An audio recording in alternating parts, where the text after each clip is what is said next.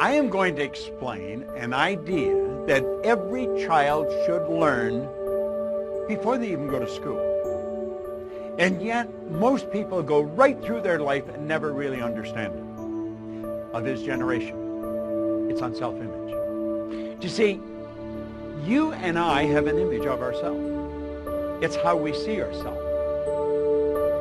I know there's a reflection come back from the mirror. I can see me. That's a reflection of my physical being. But that's not how I see me. I see me in my mind. And it's based on information that I have on me. Now, some people have a lot of false information, so they've got a very false self-image. Paradigms are nothing but a multitude of ideas, a multitude of habits that are fixed in the treasury of our subconscious. Paradigms are partly genetic and partly environmental. In other words, it's built, the ideas are built right into the genes at birth. That's why we look so much like our relatives. So when we tie all these together, it makes a very interesting story. And I'm going to ask you to sit back, take notes if you want, about guidelines, relationships, just anything that you're going to do is dependent on how you see it. So let's think about it. Cybernetics and paradigms. Very, very interesting subject. Cybernetics and paradigms are both control systems that operate essentially on the same principle. Both maintain a definite course of action and will not deviate from the course that has been established. You must alter the paradigm. Go ask any sales manager to give you the names of their salespeople, and they can tell you what those salespeople are going to do next month and next year. Why? Because they're programmed. They just come in about the same, maybe up and down a little, but they come in about the same. How about athletes? Every coach will tell you exactly how they're going to play. There's patterns. They're called habitual patterns. Well, that's a paradigm. Now, this is a beautiful concept, so let's understand it. Cybernetics and paradigms, all right? There's a thermostat. Now, a thermostat in your home is a cybernetic instrument. Now, your self-image is a cybernetic instrument.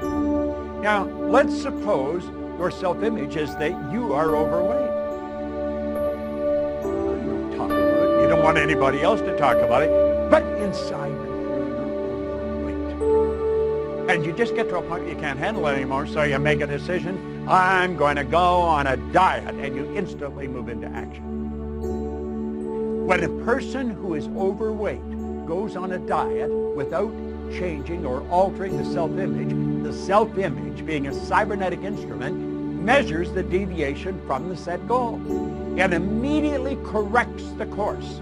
You can live the way you want to live. You're God's highest form of creation.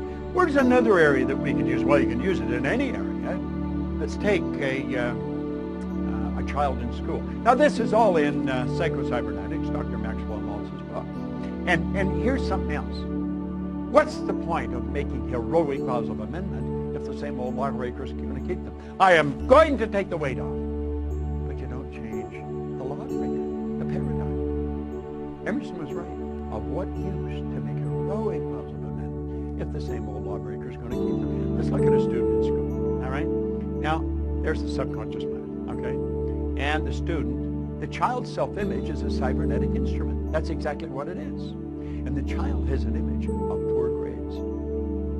This is biographical, by the way, because that's the image I used to have. And I got them. Sure did get them. And you see, when a person is receiving poor grades in school, it's an expression of a self-image.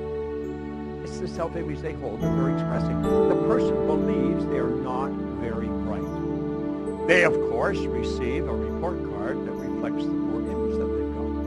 And they take the report card home, and there's trouble in River City. I mean, I lived with this all the time I was in school. The child's grabbing. They're made to study. Now, what the parent doesn't know and what the child doesn't know is really rather sad.